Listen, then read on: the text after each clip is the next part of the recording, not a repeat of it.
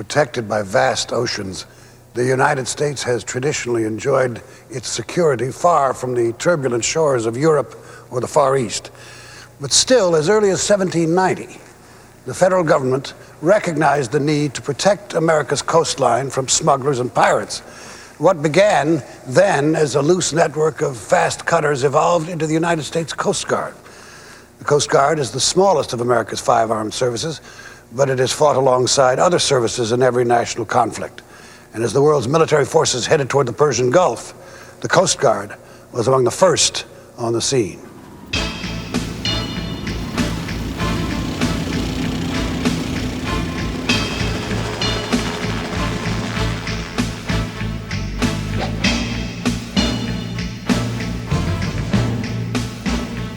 On the heels of the Iraqi invasion of Kuwait, American forces mobilized in August of 1990 for the largest shift of military troops and equipment since World War II.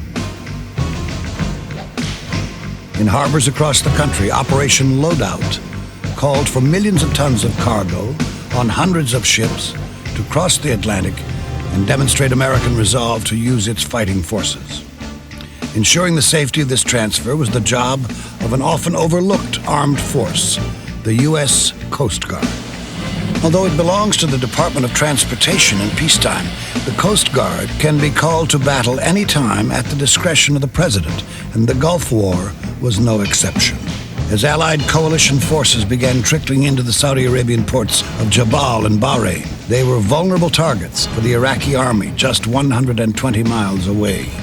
To the Coast Guard went the unenviable job of port security and harbor defense. Port security entails many things. In the Persian Gulf, it involved the use of armed patrol boats to establish a perimeter, both close in and also outside the harbor, to look at boats, vessels that might be coming in, any special forces that might be coming in to plant mines on the ships or to plant mines in the harbor or to mount any kind of armed terrorist attack.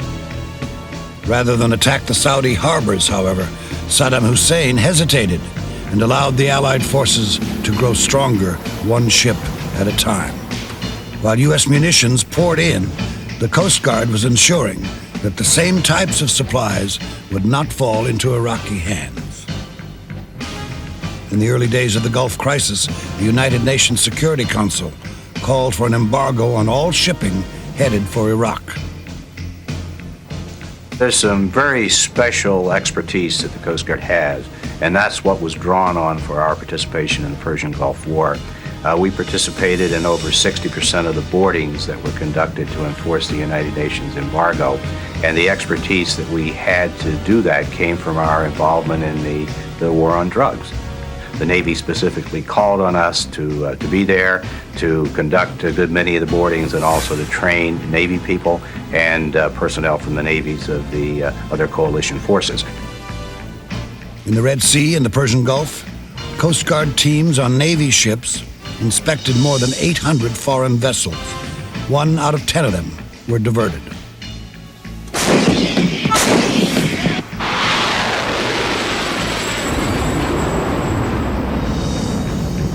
After the war began, the Iraqi army released the valves at Kuwait's offshore oil terminal. The ensuing spill made the Exxon Valdez accident in Alaska seem small in comparison. 11 million barrels of slick brown crude oil had poured into the strategic Persian Gulf, destroying wildlife and threatening water desalination plants in Saudi Arabia. Again, the Coast Guard was called upon to lend its expertise and assist the Gulf states in their response. The Coast Guard's contribution to Desert Storm was that of a supporting role, one they were proud to play to reinforce the other fighting forces. But back in the States, these roles are reversed. As the other services returned to training, the Coast Guardsmen went back to the front lines of their own war, one they and other federal law enforcement agencies had been fighting for years.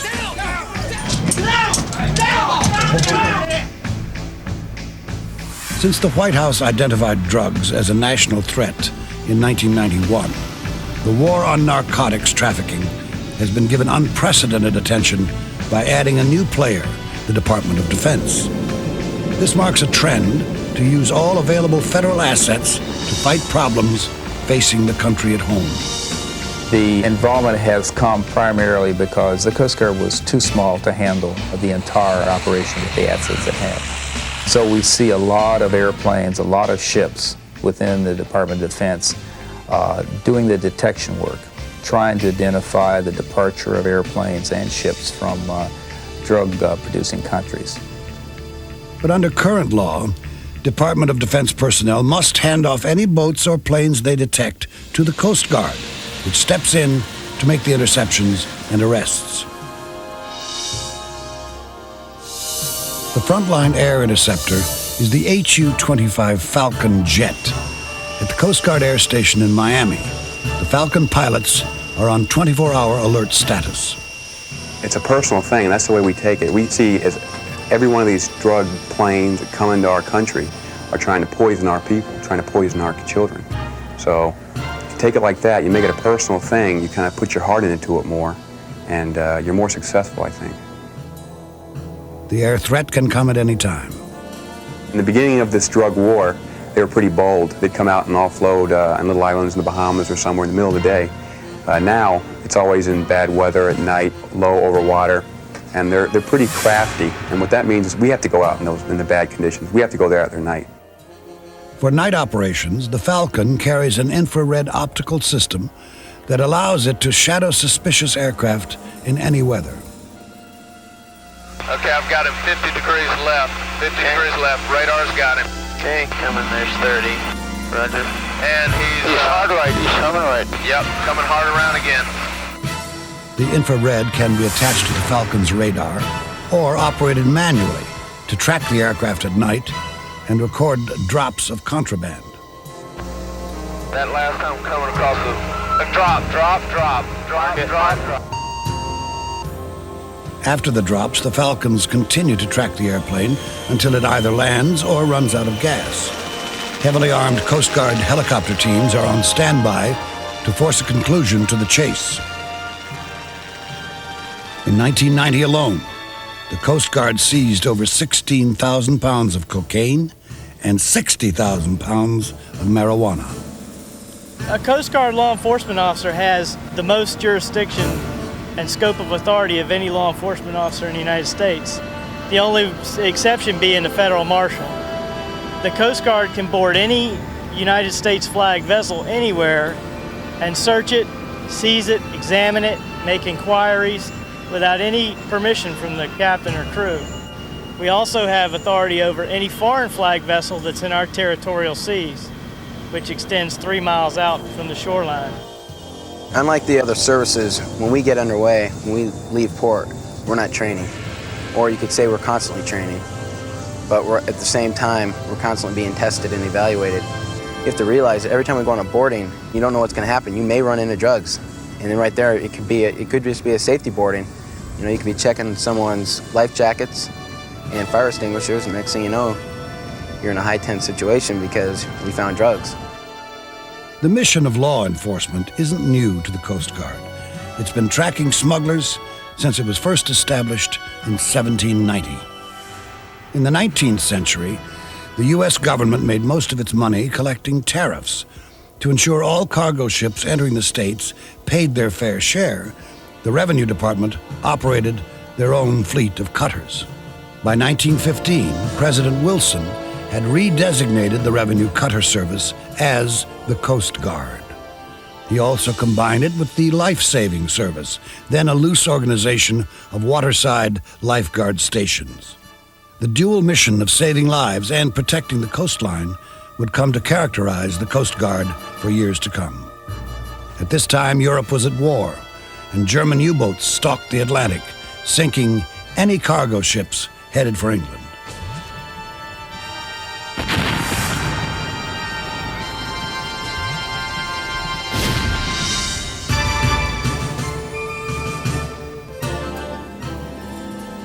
When the Americans marched off to battle in 1917, they got as far as the nearest harbor where hundreds of luxury liners and cargo transports were waiting. That same year, President Wilson placed all Coast Guard assets under the Navy's control. The admirals wasted no time positioning their new fleet alongside the transport convoys as they made their passage to Europe. To the Coast Guard, this was familiar turf. They had been on iceberg patrol in the North Atlantic since the Titanic was lost in 1912. In this war, their primary role would be life-saving. I think the most important thing we did was our convoying of ships. Our home operating port was Gibraltar, and our ships sailed from Gibraltar to the coast of England and back. And during that particular activity, we lost a higher percentage of our people in the war, World War I, than any of the other United States armed services. A lot of it had to do with ships that were torpedoed, and we put a boarding party on them to try to save the ship. And we didn't always succeed, and we lost people in those attempts. For the first time, the Coast Guard began learning the art of anti-submarine warfare. With 300-pound depth charges and 4-inch guns, they took the fight to the U-boats off the British Isles and in the Mediterranean.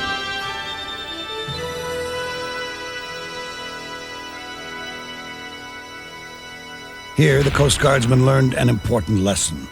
In the fight for survival, the most important life you save is your own.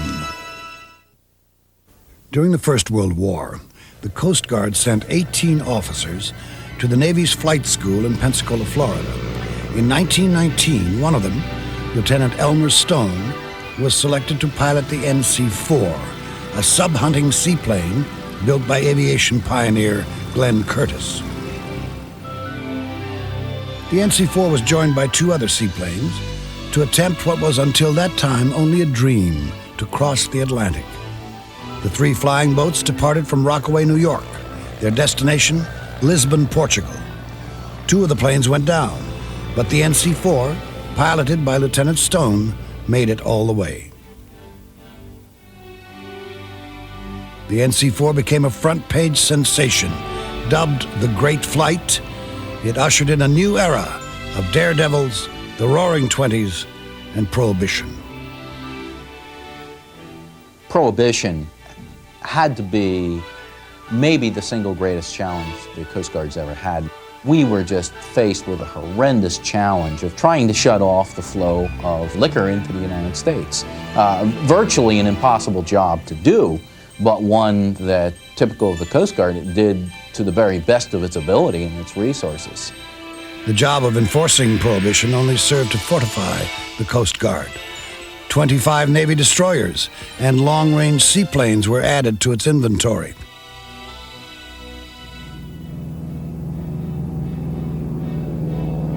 In the years to follow, these seaplanes earned the nickname Flying Lifeboats, as they came to play a greater role in water rescue missions.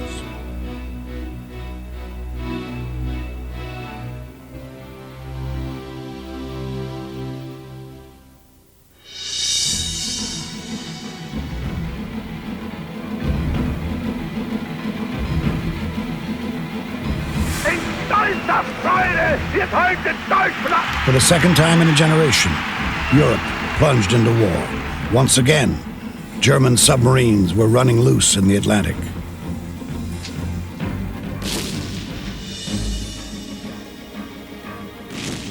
By the fall of 1941, over 3 million tons of British shipping had been destroyed. American ships supplying the English under the Lend-Lease Act were also part of the carnage. After Pearl Harbor, the course of the war was unalterable, and Hitler unleashed his U-boats against the unprotected shores of America. The Germans used a new type of U-boat to service their fleet. Milk cows, as they were called, replenished other U-boats in the middle of the Atlantic with food, torpedoes, and diesel fuel. Now the submarines had the range to hunt alongside the U.S. coast. They'd stay on the bottom all day and surface at night. With the lights of Miami, Cape Hatteras, and New York shining behind them, American ships were perfectly silhouetted and made easy targets for the German torpedoes. I trained in St. Augustine, Florida, and it wasn't unusual to be wakened by a very loud explosion and glance out the dormitory window and see a tanker burning right off of St. Augustine, a mile offshore. By 1943, U.S. merchants were being sunk at an appalling rate.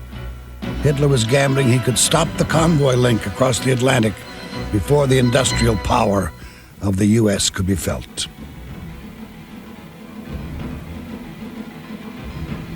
In response, the Coast Guard established the first air-sea rescue units around the country and developed new methods of life-saving from the air.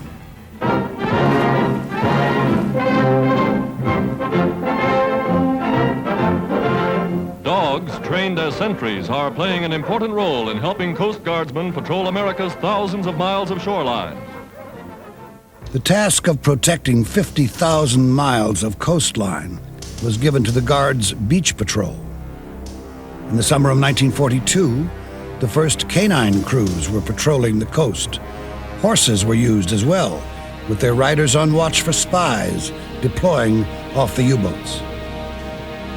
After 3 months on watch, the beach patrol helped capture 3 German saboteurs after they had come ashore on Long Island.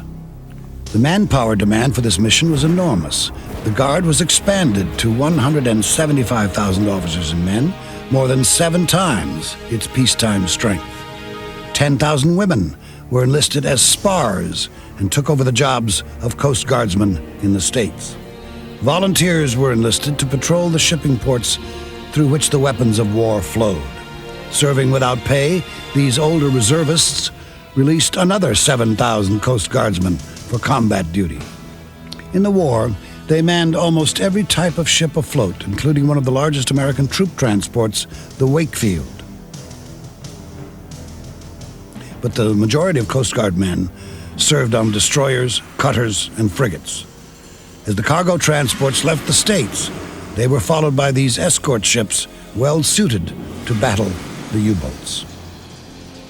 We did use everything we had. We had a depth sounder.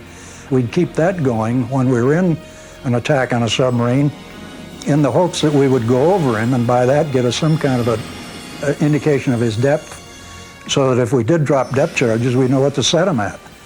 And later in the war, they developed a buddy setup in which one vessel stayed off and conned the other vessel onto the submarine so that you never lost contact with the submarine by going over him, missing, and having to come back and try to pick him up again. The other ship had him all the time. He sent you up, brought you back around, and you could attack as many times as it took to kill him. There was a doctrine in the Navy that you never gave up on these things. In other words, early in the war, the Germans would shove stuff out the torpedo tubes, old meat and clothing and bedding, and it would come boiling to the surface along with oil, which they would release. And you say, everybody'd cheer and say, hey, we got him, we got him. And the guy was going home. It was a ploy. So the doctrine then became, use everything you got, run your ammunition lockers dry, but keep on them and know you got them.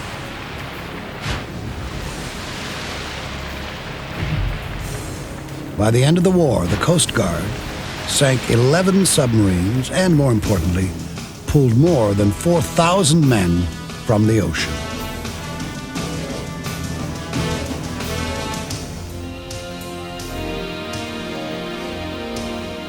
After Germany invaded Denmark in 1940, the United States responded by sending the Coast Guard to patrol Denmark's colony, Greenland.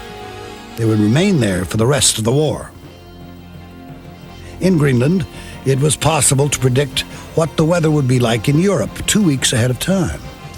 The Germans had set up secret weather stations there to radio advanced forecasts to their high command.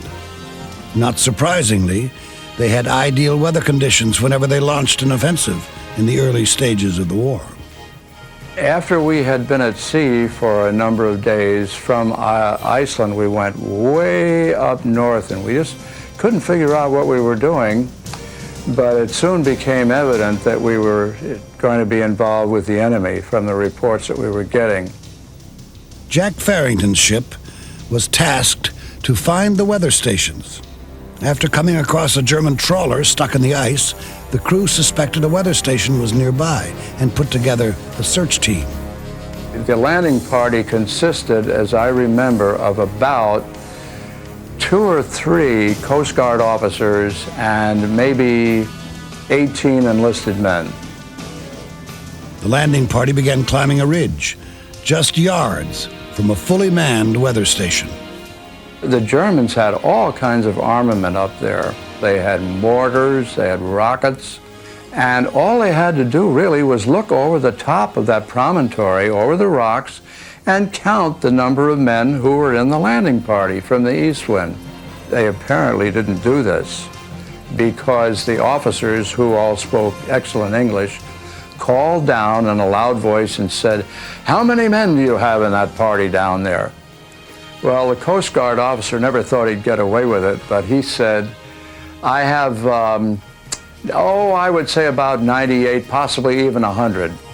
So without another pause or any reconsideration of the matter, the German officer said, "All right, we surrender." Well, it wasn't too long before they wound their way back and forth once more and then came up and approached the Germans physically, face to face. And the very first thing this German officer said, who had made the inquiry, "You lied to me." He was very indignant. He said, "That's in violation of the Geneva Convention." So our officer just said, "All's fair in love and war. And you've surrendered, and that's it." And so they were captured and taken down aboard the Eastwind. In the summer of 1942, thousands of Coast Guard and Navy men began training in the States to operate the hundreds of landing craft necessary to invade Europe. The early days of training at Camp Lejeune, North Carolina, a Marine base, we would go out into the bay and actually assault the beach, and taking turns operating the boat and so forth. And of course the troops would get their training disembarking from the boats. The LCVP, or Higgins boat, was manned by a crew of 4. It could bring ashore 36 troops. Before too long, we were brought into the Chesapeake Bay in frigid weather, and there we were lowered over the side and performed many days and hours of maneuvers. There we would make these landings with troops on board, and to sharpen and hone our skills for whatever lay around the corner for us. We were being groomed for D-Day Normandy. On June 6, 1944, thousands of fighters and bombers peppered the sky, and nearly 3,000 ships bucked the waves of the English Channel. It was the mightiest invasion fleet ever assembled. 150,000 men and 50,000 vehicles were readied for the assault. The landing forces would face the most elaborate and deadly defenses built by the German army. Only brute force could give the plan any chance of success. We assembled in the transport area about 2:30 in the morning on June the 6th. And at about 2:35, they commenced to lower the 27 Higgins boats that we had on board. And when they were getting ready to load the troops, which came about 3 a.m., we would be hailed alongside the ship to a debarkation station to take on the troops. We would form what they call waves, which would consist of about 10 to 12 of these landing craft. And we would form these circles. The circling was a very important maneuver. It enabled the beach parties to maintain contact and control of the personnel and the cargo that was found in these waves, because it was orders from the beach party that would suggest what was needed by the troops. And by having these circles, say 3,000 or 4,000 yards off the beach, they could then control us, and then on a given signal, we would then move into a line abreast and would hit the beach simultaneously. At 6:30 H-hour, the boats began their rough trip to the beaches. At full throttle, the coxswains pushed through the hail of German gunfire. On my first trip into the beach, I had 36 seasoned veterans as far as I was concerned, because these gentlemen were a little bit older than myself. I had just turned 18 and recognized that these fellows had already tasted battle. They had already landed at Sicily and Salerno and a couple of places such as that. And they made it very crystal clear to me that they expected me to land them high and dry, because they had no expectations of having to step out in 2 or 3 feet of water as they had done previously. The dilemma is, as we were going in with that first wave, I could see the bullets, machine gun fire, ricocheting on the water and cascading the water, 10 feet up in the air. And your first reaction, man, let's get the heck out of here. But there's no turning back. The Coast Guardsmen landed troops around the clock. It wasn't until 5 days after the first wave of D-Day that ㄱ had a chance to step from his landing craft. There's so much going on, you don't have relief crews aboard ship to relieve you of driving and manning those boats. We would come up to the stern of the ship and they would lower over the stern our food, which oftentimes consisted of sardines and crackers. That was the big meal. Now, these boats didn't have a cabin of any sort, so it was difficult to get out of the elements. And it would get rather cold out in that boat, and there were no heaters or anything like that involved. So what we'd do, we would raise the engine cover, and one by one we would take turns sitting on top of the engine. We actually lived on the boat, you might say. That boat was my home. I guess I was too young to realize that we were making history. It was just something we felt we had to do, and we were there to do the best job we could. In the Pacific, the coxswains participated in more than 50 invasion landings. The fighting for the Pacific Islands included much of the grimmest warfare the Americans had ever seen. But the Japanese did not surrender and were willing to trade 10 lives for one. Through the eyes of a kid 18 years old, this was mind-boggling. And yet you realize that at any minute, it could be you. You just have to say, hope and pray that your name isn't on one of those shells coming at you. During the war, the Coast Guard lost 1,878 men in combat. In January 1946, the Navy returned the Coast Guard to the Treasury Department with hearty thanks. During the Second World War, the Coast Guard manned Navy airships for its air-sea rescue service. These lighter-than-air craft were useful for scouting and coordination, but they weren't designed for rescue work. That distinction belonged to the helicopter. In 1942, the Army loaned 4 of its experimental R-4 helicopters to the Coast Guard, which began testing them for search and rescue at sea. As the number of pleasure craft grew in the 50s, so did the number of calls for assistance. The Sikorsky S-55 answered many of them. Its engine was placed in the nose, leaving plenty of room for rescue crews. Helicopters also increased the effectiveness of the Coast Guard's International Ice Patrol. On the surface, the 82-foot Point class cutters were the standard search and rescue patrol boats in the 1960s. The 82-footers carried a crew of 10 men. With air conditioning and freezers carrying a week's worth of food, they were considered state-of-the-art. They also carried radar to find vessels in distress.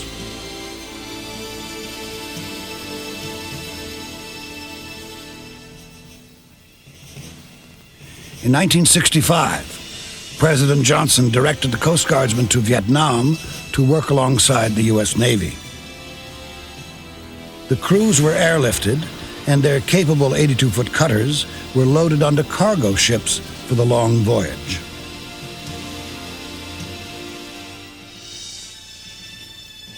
The Coast Guard was assigned to stop the flow of North Vietnamese soldiers and weapons along the 1,000 miles of coastline.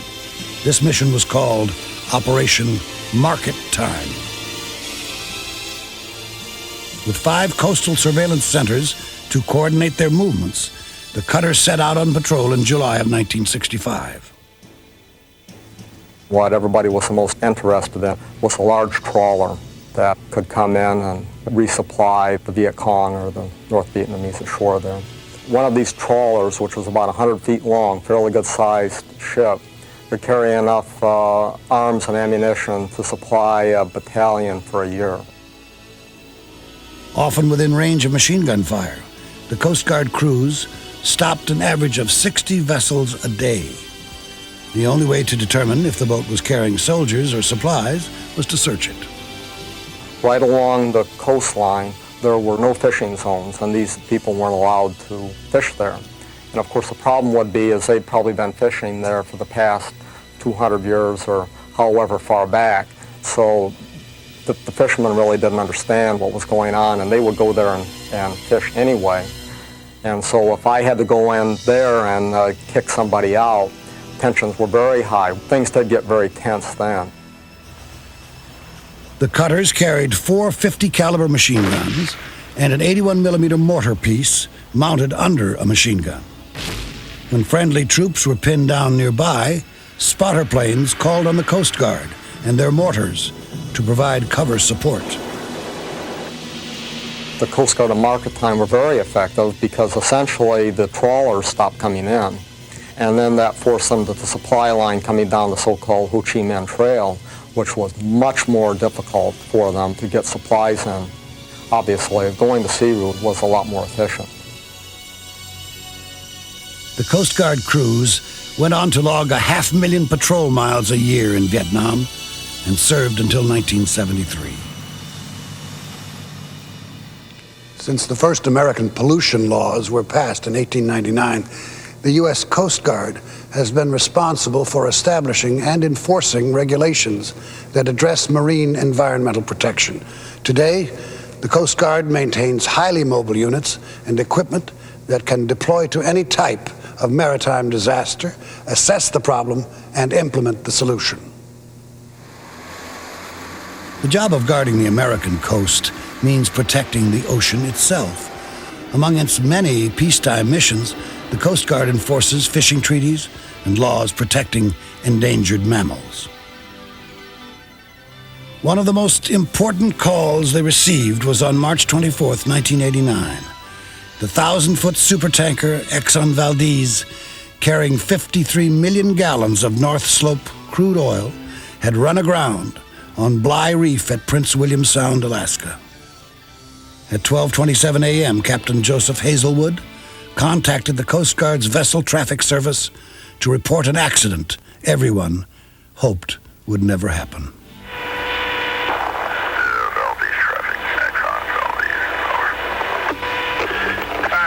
Valdez traffic. Yeah, it's Valdez back. We've evidently leaking some oil, and we're going to be here for a while. Even as the captain spoke, thousands of gallons were pouring from the rips and tears in the Valdez's hull. The destructive mass began pouring into Prince William Sound, creating the worst environmental accident in U.S. history. Underwater pictures would later show tears in the hull measuring 6 by 20 feet. The Coast Guard was called in to oversee what turned out to be a 3-year cleanup operation. The major lesson that we learned was that the Exxon Valdez was a spill of national significance. And when you have a spill of national significance, initially, it's important to have a special organization in place. The media descended upon Alaska. The executives of Exxon Shipping, high-level Coast Guard people, high-level officials from the state of Alaska, environmentalists. You have to have an organization in place that can both handle these rightful concerns while at the same time effectively cleaning up the spill. And it was our job there to make sure that proper plans had been drawn up so that we did this in a way that did minimum harm to the environment, yet got the oil up. It was a very, very busy time for the Coast Guard. And I think our people functioned extremely well up there. And as a result of that, we've taken the lessons learned from the Exxon Valdez and have put together a special response plan for spills of national significance.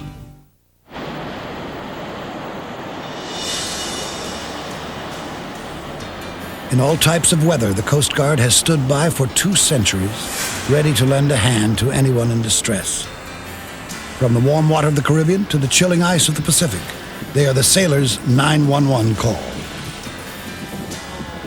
On this occasion, a fishing vessel with a crew of 6 aboard lost its power and was being swept on the rocks outside of St. Paul Harbor, Alaska. A cutter went to her aid, but couldn't pass a tow line in winds of 35 knots and 25-foot seas. A helicopter was called in. The ship's captain requested 4 of his crew be evacuated, while he and the chief engineer stayed aboard to try and save the ship. The crew was hoisted to safety, but the other 2 men were still in danger.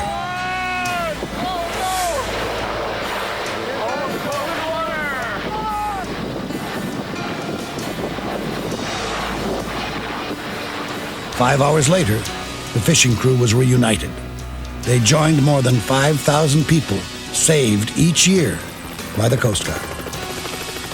The workhorse in this grueling search and rescue mission is the aerospatial Dolphin. At the Miami Air Station, the Dolphin's engines are always warm. It's very rare that you stand a duty day, especially down here, that you don't launch and you don't get involved in some type of search and rescue activity. Just the operational pace down here lets you know as a pilot that you're actively performing your mission, you're doing it every day, and you're doing some good.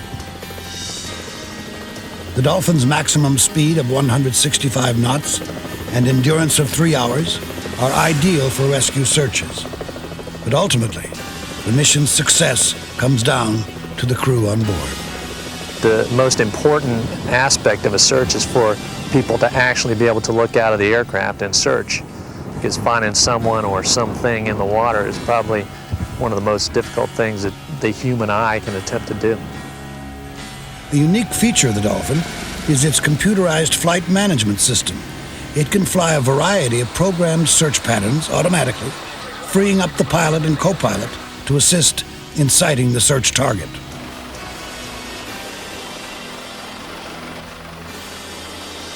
The helicopter crews routinely train with their counterparts on the water to ensure any type of rescue or medevac mission goes smoothly.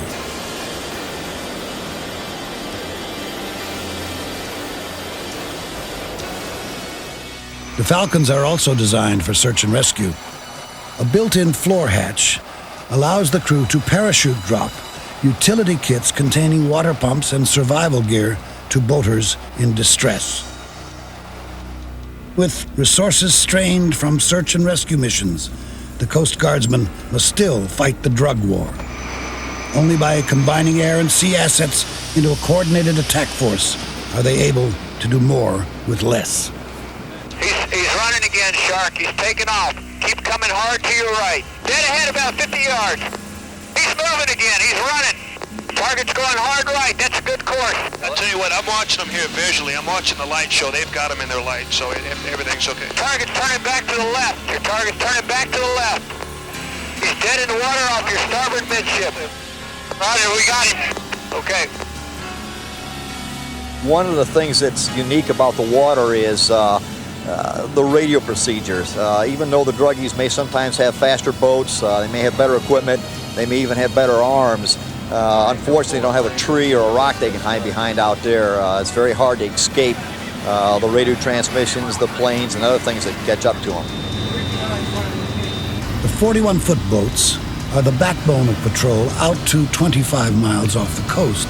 There, the 110-foot Island-class cutters take over.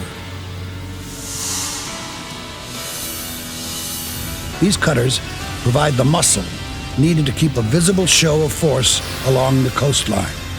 A crew of 16 serves aboard, with drug interdiction as their primary mission. With onboard radar, They can chart the true course and speed of unknown vessels, even in bad weather. The cutters carry 50 caliber machine guns and a 25mm cannon. These weapons are aimed at the power plant of an escaping vessel when all other efforts to stop it have failed. This is Coast Guard Cutter Decisive. Captain, that was your last set of warning shots. I am going to fire into your vessel. You will go with me to Colombia, but I can't stop to you, Captain. I'm sorry.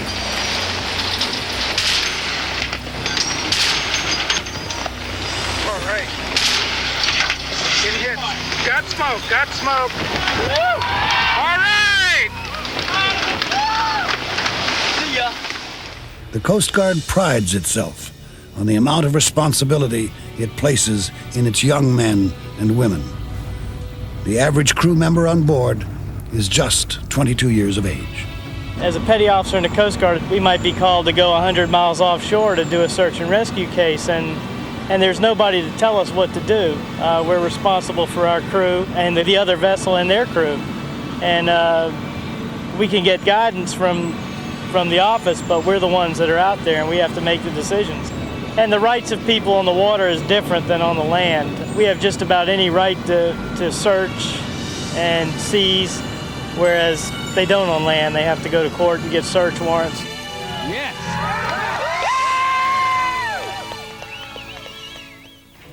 Of all the armed forces, it is the Coast Guard that most directly serves the public. The men and women who enlist often do so out of a deep sense that their service can make a perceptible difference at home. I think the one thing that has always impressed me are the young people that join the Coast Guard. And I mean this in the best sense possible. We get a lot of people who are true humanitarians. People who join the Coast Guard because they want to do something good. They want to be involved in rescuing and helping people. And that does me good. That I think is the thing that I enjoy most about the Coast Guard.